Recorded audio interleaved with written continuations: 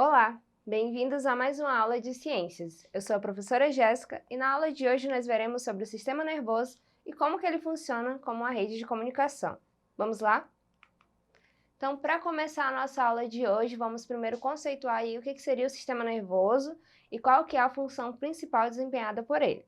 Primeiro, a gente tem que lembrar que o nosso corpo ele é constituído de vários sistemas. E aí nós temos aqueles que são chamados de sistemas controladores ou integradores. Entre eles, nós temos aí como principal componente o sistema nervoso e em seguida a gente tem o sistema endócrino. Hoje o nosso foco vai ser aí no sistema nervoso e a gente vai ver como que ele pode coordenar ou até mesmo influenciar nas ações dos outros sistemas que compõem o nosso corpo. Então, para a gente entender primeiro, a gente tem que ver que o sistema nervoso, em sua constituição, ele tem uma rede, ele funciona como uma rede de comunicações. E aí essa rede ela é tão complexa que consegue captar mensagens rapidamente, interpretá-la e, consequentemente, desenvolver um estímulo mediante aquela ação que foi recebida. Então, a gente vai ver como é que funciona isso direitinho. E a gente vai entender que a função principal desse sistema é justamente esse: conseguir receber as mensagens, que seria essa parte de captação, e depois conseguir interpretar e arquivar para de repente ter alguma ação para ser desencadeada a partir disso. Então a gente tem aí um resuminho nessa primeira lâmina que diz assim: o sistema nervoso ele vai estar integrando e coordenando as funções e as ações do corpo, porque como eu já falei, ele tem uma influência direta ou às vezes indireta sobre os outros sistemas que também compõem o nosso corpo. E aí, o que mais que é importante a gente saber sobre esse sistema? Como que ele está organizado no fim das contas, né? A gente vai ver que por ele ser complexo, ele também exige uma certa estrutura para conseguir dar suporte para ele desenvolver todas as suas funções. E aí acaba que o sistema nervoso ele vai ser formado por bilhões de células nervosas, que mais à frente a gente vai ver como que são chamadas essas células. É importante também a gente destacar que esse sistema ele funciona como uma rede de comunicação, que como a gente viu no slide anterior, ele precisa conseguir captar as mensagens e conseguir interpretá-la. Então, para que isso aconteça, tem que ser uma ampla rede. E além disso, esse sistema ele consegue enviar sinais químicos e elétricos. O que mais que é importante que a gente vê aí nessa tela? A gente vê que tem um destaque nessa imagem que está em rosa e outro que está em azul. Se vocês repararem, a parte em azul é predominante em relação à rosa. Por quê? Porque aí a gente tem a divisão básica do sistema nervoso.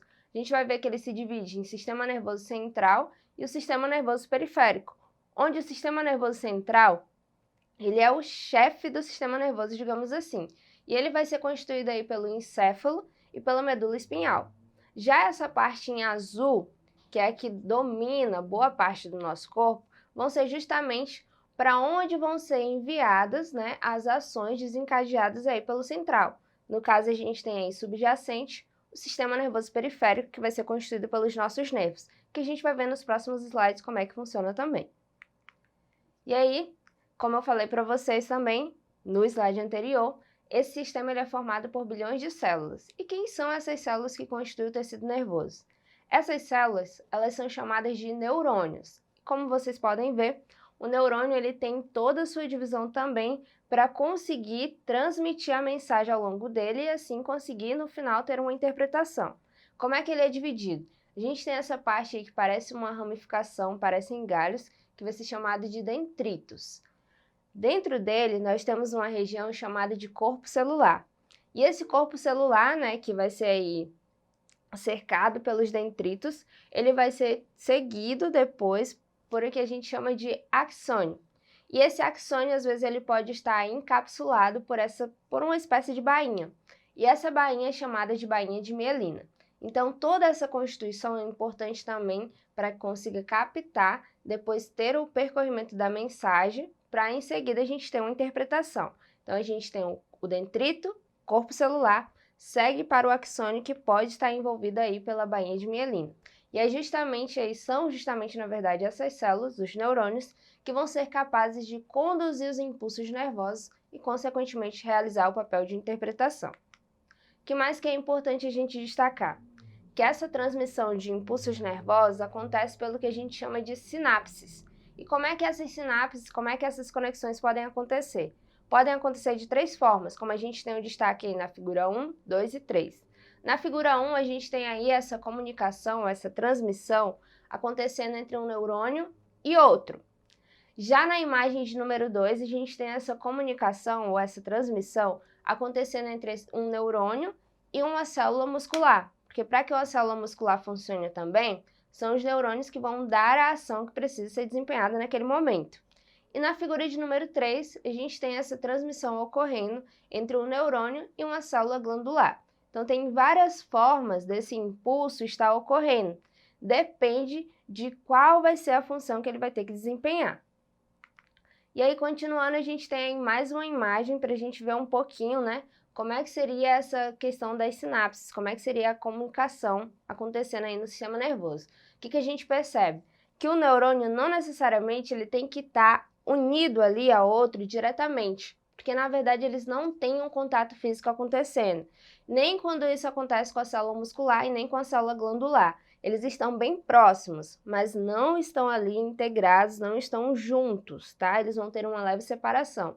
E essa separação vai ser justamente o que a gente chama aí de sinapse. E aí, como é que acontece? O neurônio vai conseguir transmitir o impulso nervoso, né, também por meio de outro, graças aí à ação dos neurotransmissores. Então, toda essa comunicação é importante que a gente tenha aí a ação dos neurotransmissores também, para conseguir fazer aí a condução correta da mensagem.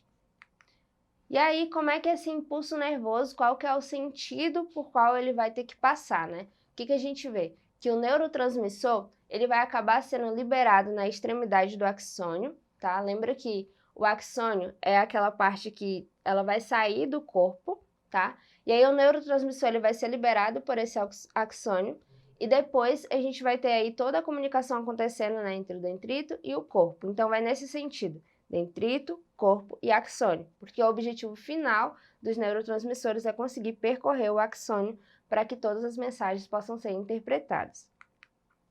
E aqui a gente tem mais um pouquinho acerca da divisão do sistema nervoso. Lembra que eu falei para vocês? Ele é um sistema bem complexo, né? A gente tem aí a parte mais geral e uma parte mais específica, que é a que vai comandar todas as ações que tem que acontecer. E aí eu até antecipei para vocês essa informação. O sistema nervoso ele vai ser dividido aí em sistema nervoso central, onde a gente tem a sigla SNC, e temos aí também o sistema nervoso periférico, que vai ser o SNP. O sistema nervoso central, ele vai ser aí composto pelo encéfalo e pela medula, sendo que no encéfalo é onde a gente encontra aí o nosso cérebro, o tronco encefálico e o cerebelo.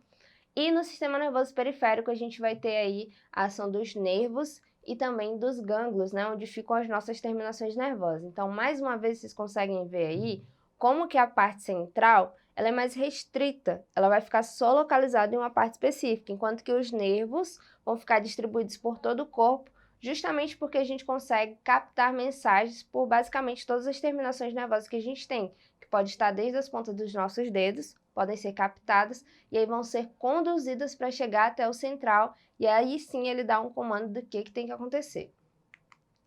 E aqui, só para vocês terem uma ideia de como que o impulso nervoso vai sendo percorrido também, ó, percebam os dendritos, né, que são essas ramificações, passa para o corpo celular, do corpo celular vai sendo conduzido aí para o axônio, tá? E aí percebam também que quando a gente tem essa bainha de mielina, que vai ser essa figura aí que tem essas cápsulas em volta, essa transmissão do impulso nervoso ela acontece mais rápida do que se não tiver essa bainha de mielina envolvendo, tá bom? E aí, a gente tem aí mais um pouquinho acerca do sistema nervoso periférico, onde a gente tem aí a ação dos nervos, ó, percebam o seguinte, caso o teu corpo tenha um contato com um leve aquecimento, seja aí uma ação de fogo, direta, ou se você tiver contato com a panela que estiver quente, automaticamente a tua ação vai ser qual? Vai ser se afastar. Por que você vai se afastar? Justamente porque o teu corpo vai receber essa mensagem, vai ser transmitida essa mensagem para os teus nervos, e aí os nervos vão conseguir conduzir a mensagem para chegar até aonde? Até o sistema nervoso central, porque percebam, vai percorrer a medula, até chegar no cérebro, e aí ele vai te dar a ação imediata para você fazer o quê? Para você se afastar. Então aí nessa animação a gente tem um exemplo de como que a gente sente uma queimadura.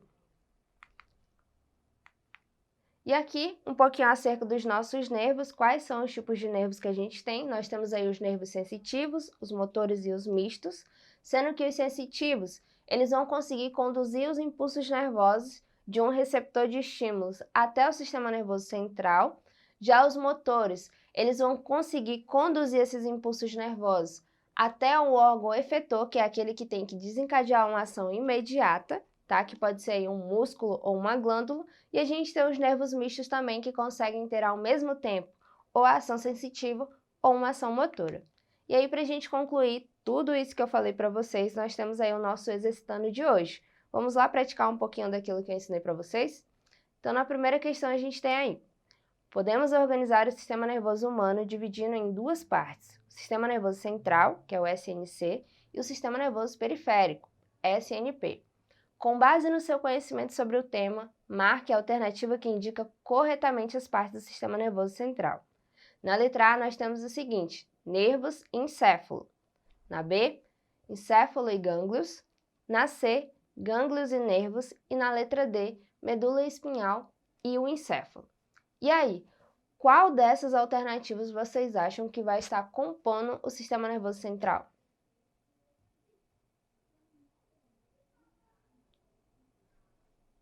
Nesse caso, a alternativa correta, gente, vai ser aí a letra D. Lembra que o sistema nervoso central ele é mais restritivo. No caso aí, quando nós nos referimos ao sistema nervoso central, estamos falando da medula espinhal e do encéfalo. Já na questão 2, nós temos o seguinte: são as células mais diferenciadas e com menor capacidade de reprodução. Aí nós estamos falando das células que compõem o sistema nervoso.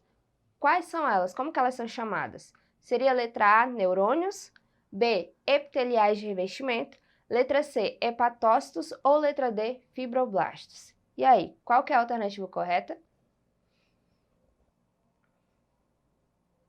Nesse caso, a alternativa correta vai ser aí letra A, os neurônios. Já na questão 3, nós temos o seguinte: a respeito dos neurotransmissores, marque a alternativa correta. Na letra A, nós temos o seguinte: os neurotransmissores são substâncias químicas que atuam na transmissão do impulso nervoso. Na letra B, os neurotransmissores estão relacionados com a transmissão do impulso nervoso, sendo encontrados por toda a extensão do axônio, permanecendo no interior da célula. Na letra C, nós já temos o seguinte: os neurotransmissores irão se ligar na membrana da célula vizinha, que é chamada de membrana pré-sináptica. E por último, na letra D, nós temos o seguinte: os neurotransmissores são encontrados livremente no meio extracelular, estando disponíveis para a utilização pelos neurônios a qualquer momento. E aí, qual que é a alternativa correta a respeito dos neurotransmissores?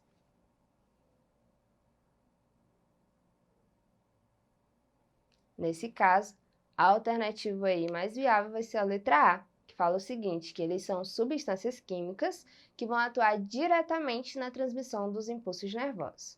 E aí, para a gente encerrar, nossa última questão, nós temos assim: a unidade funcional do sistema nervoso é uma célula excitável, altamente especializada, que é o neurônio. Os neurônios normalmente apresentam 3 regiões principais: o corpo celular, os dendritos e os axônios. Observe as estruturas indicadas em 1, 2, 3, 4 e 5. E aí, vamos nomear aí essas estruturas? No caso, aí no número 1, nós temos os dendritos, as ramificações. Em 2, nós temos o corpo celular. Do corpo celular vai ser conduzido aí para o axônio, né? Que pode estar envolvido por essa bainha de mielina. E aí, para acrescentar para vocês, em 4, nós chamamos aí de botões sinápticos e em 5, telodendro. Então, essa foi a nossa aula de hoje. Vocês podem acessá-la mais vezes lá na plataforma Eduque. Até a próxima aula!